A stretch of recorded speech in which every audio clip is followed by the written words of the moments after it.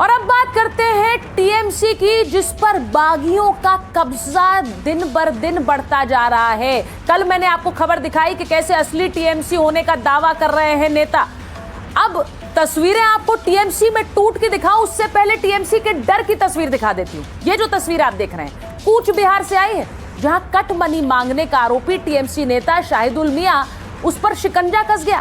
Police पहुंची तो TMC नेता बिस्तर के नीचे छिप गया। पुलिस के कहने के बाद वो बाहर आया। अब ये तस्वीर देखिए, डर का आलम ये है कि ये वो नेता है जो कटमनी और वसूली कर रहे थे, और पुलिस जब छापा मारने आई तो बिस्तर के नीचे छुप गए कि कहीं इन्हें पकड़ा ना जाए। लेकिन आखिरकार पकड़े भी गए और कार्रवाई भी हुई। ये डर की तस्वीर है, लेकिन डर के साथ साथ हार के चलते टीएमसी में क्या क्या हो रहा है। हार के बाद टीएमसी में एक भगदड़ मची हुई है। 20 सांसद क्या ममता बनर्जी का साथ छोड़ देंगे? क्या ममता की टीएमसी पूरी तरह से खत्म हो जाएगी? ममता बनर्जी क्या लड़ेंगी अपनी टीएमसी को बचाने के लिए? आपको बताऊं कि सत्ता गंवाने के बाद टीएमसी में लगातार टूट की खबरें आ रही। टीएमसी के अब 20 से ज्यादा सांसद पार्टी छोड़ सकते हैं। कल विधायकों की बात मैंने की थी, आज सांसदों के बारे में बता रही हूं। 20 से ज्यादा सांसद पार्टी छोड़ सकते हैं, ये सूत्र बता रहे हैं। और टीएमसी के 20 से ज्यादा सांसद बीजेपी के संपर्क में भी। अब टीएमसी छोड़कर बीजेपी में शामिल होने पर यह विचार कर रहे हैं। सूत्रों के मुताबिक उच्च स्तर पर चल रही ये बातचीत। टीएमसी के लोकसभा में 29, राज्यसभा में 13 सांसद। अब कल ही टीएमसी के 60 विधायकों ने एक अलग गुट बनाया। गुट ने ऋतव्रत बैनर्जी को विधायक दल का नेता चुना। स्पीकर ने टीएमसी के बागी गुट को मंजूरी भी दे दी। अब सांसदों के छोड़ने से टीएमसी को एक और बड़ा झटका लग सकता है, और जिस टूट की बात और टीएमसी पर कब्जे की बात हम कर रहे हैं वो और ज्यादा मजबूत हो सकता है। अब आपको बताऊं कि ममता बनर्जी के हाथ से क्या टीएमसी निकल चुकी है, और क्या ये बहुत मुश्किल होगा ममता को अपनी पार्टी को बचाना। मैं क्यों कह रही हूं? क्योंकि चुनाव में टीएमसी ने 294 सीटों में से 80 सीटें जीती। 80 में से 60 विधायकों ने अलग होकर अपना गुट बना लिया। बागी गुट के पास ही विधानसभा में नेता विपक्ष का पद है। बागी गुट पर दल बदल कानून भी अब लागू नहीं हो सकता है। कानून से बचने के लिए 2/3 नंबर चाहिए होते हैं। बागी गुट के पास 2/3 से ज्यादा विधायक हैं। अब 2024 लोकसभा चुनाव में टीएमसी के 28 सांसद जीते थे। खबरों के मुताबिक इनमें से 20 सांसद अगर अलग होंगे तो इन सांसदों पर भी दल बदल कानून लागू नहीं होगा, क्योंकि ये 2/3 से ज्यादा होंगे। तो कल ही कोलकाता मेयर फिरहाद हाकिम ने इस्तीफा दे दिया। अब आप ये समझिए कि जो टूट कर जा रहे हैं, जो अलग हो रहे हैं वो तो है ही, लेकिन जो करीबी थे वो भी अपने पद छोड़ रहे हैं। आज विद्यनगर के मेयर कृष्णा चक्रवर्ती ने इस्तीफा दे दिया। लगातार टीएमसी के प्रतिनिधि पार्टी से अलग हो रहे हैं। टीएमसी का बागी गुट पार्टी पर अपना दावा और मजबूत कर रहा है। और ये भी आपको बताऊं कि बड़े गुट के दावे पर चुनाव आयोग ही आखिरी फैसला लेगा। तो ये बागी गुट जितना बड़ा होगा, विधायक, सांसद, अलग अलग समितियों के अध्यक्ष, उतना ही बड़ा मजबूत इनका दावा टीएमसी पर होगा। कल ऋतव्रत बैनर्जी ने कहा था कि वो असली टीएमसी हैं। सवाल ये है कि क्या टीएमसी ममता के हाथों से निकल जाएगी? ममता बनर्जी क्या कर रही हैं? ममता बनर्जी के लिए कहा जाता है वो फाइटर हैं, वो आखिरी दम तक लड़ती हैं। क्या ममता बनर्जी अभी भी टीएमसी को बचा सकती हैं? देखिए जरा।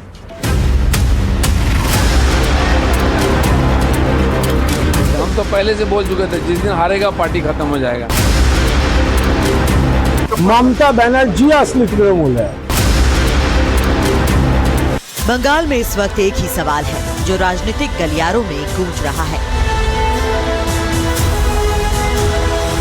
कि क्या ममता तृणमूल कांग्रेस को बचा पाएंगी? क्या अपने नेताओं को एकजुट रख पाएंगी?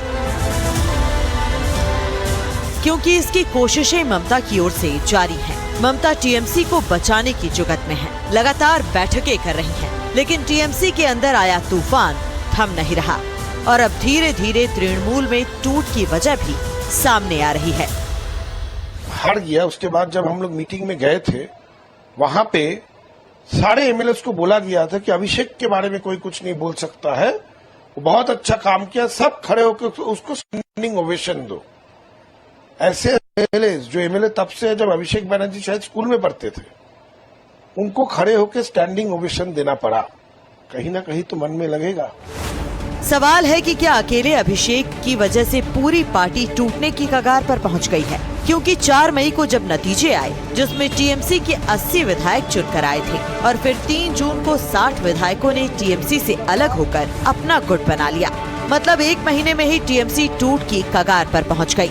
और अब खबर है कि टीएमसी के 20 सांसद भी बीजेपी के संपर्क में हैं। धुरंधर पार्ट 1 है बंगाल विधानसभा, धुरंधर पार्ट 2 है देश का संसद। जो हालत है, इस हालत में तृणमूल कांग्रेस में कोई रहना नहीं चाह रहा है। इनके साथ जो बेइज्जती किया गया, इनके साथ इनको जो अपमान किया गया, इनके साथ जो थ्रेट कल्चर चलाया गया, जैसे धमकाया गया, चमकाया गया, जैसे भय का पूरा माहौल था, उसमें कोई नहीं रहना चाहता।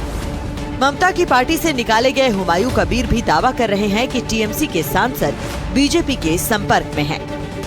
नहीं, नाम नहीं लूंगा, लेकिन मेरा को पास पता है जो लोग ये सब मुद्दा उठा रहे, जो बात कर रहे, तो अगले दिन लोकसभा में जो 29 एमपी है, 29 टीएमसी का जो एमपी है, उनको जो नेता चुना गया अभिषेक बनर्जी को, उनको खिलाफ भी ये मुद्दा उठाएगी।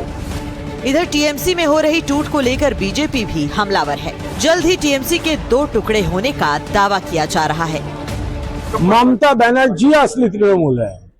ममता बनर्जी जिसने तृणमूल कांग्रेस को जन्म दिया, तृणमूल कांग्रेस का माँ जो है, वही असली तृणमूल कांग्रेस है। लुटेरों का दल था, आज पब्लिक दरवाजा तोड़ करके सामान निकाल रहा है। सोच सकते हैं किस ढंग से ये लोग राजनीति करते थे, क्या करते थे।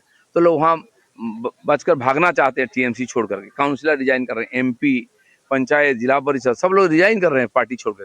केवल पीसी और भातीजाई रह जाएंगे पार्टी में, और कुछ नहीं रहेगा। सभी टूट जाएगा। तृणमूल, ये अनिवार्य था। तृणमूल का ये जो हाल होगा, ये सभी का जानकारी था। ये सही हुआ, ये होना चाहिए था। जब दूसरा पार्टी को तोड़ रहे थे ममता बनर्जी, दूसरा एमएलए को तोड़ रहे थे, तब उनको सोचना चाहिए था। सवाल है कि क्या टीएमसी में टूट इस स्तर तक पहुंच जाएगी कि ममता के हाथों से ही पार्टी की कमान निकल जाएगी, या फिर ममता जिन्हें स्ट्रीट फाइटर कहते हैं, वो अपनी पार्टी को इस तूफान से निकाल लाएंगी। Bureau report, NDTV India. अब आपको एक तस्वीर दिखाती हूँ।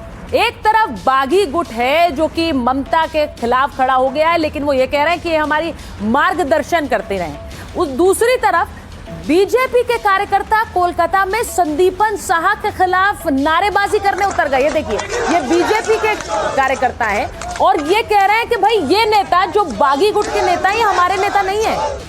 ये भले ही विरोध करके ममता बनर्जी से अलग हो रहे हो, लेकिन बीजेपी नहीं है ये, क्योंकि बार बार ये आरोप लगाए जा रहे हैं कि बीजेपी टीएमसी में फूट कर रही है, बीजेपी टीएमसी को तोड़ रही है। तो यहाँ बीजेपी कार्यकर्ता पहुंचे और इन बागी टीएमसी नेताओं के खिलाफ प्रदर्शन कर रहे थे।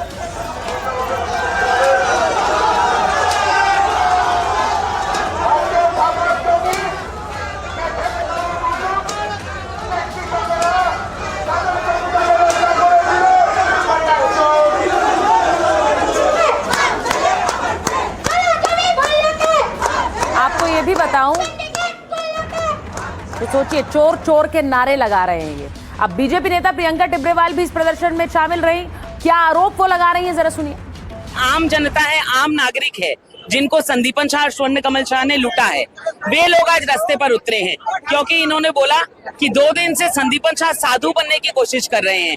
तो उनके साधुवाद को ये लोग देखने आए हैं कि ये कैसा साधुवाद है, जहाँ जनता को इन लोगों ने लूट लिया है। टीएमसी की मुश्किलें खत्म नहीं हो रही हैं। एक तरफ सियासत तेज है, पार्टी में टूट है, तो दूसरी तरफ एनआईए भी एक्शन में है। बंगाल के दक्षिण 24 परगना में आज एनआईए की एक टीम ने टीएमसी नेता शौकत मोल्ला के आवास पर तलाशी अभियान चलाया। अब ये कार्रवाई पश्चिम बंगाल विधानसभा चुनाव से कुछ दिन पहले हुए बम विस्फोट की जांच से जुड़ी हुई है। जरा तस्वीरें दिखाइए। इसमें एक व्यक्ति की मौत हो गई थी। अब इसी जांच के चलते एनआईए की टीम टीएमसी नेता के घर पहुंच गई है। कुल 9 जगह ऐसी हैं जहां पर एनआईए की टीम ने छापेमारी की कार्रवाई की और उन्हीं में से एक टीएमसी नेता के घर पर भी एनआईए टीम पहुंची।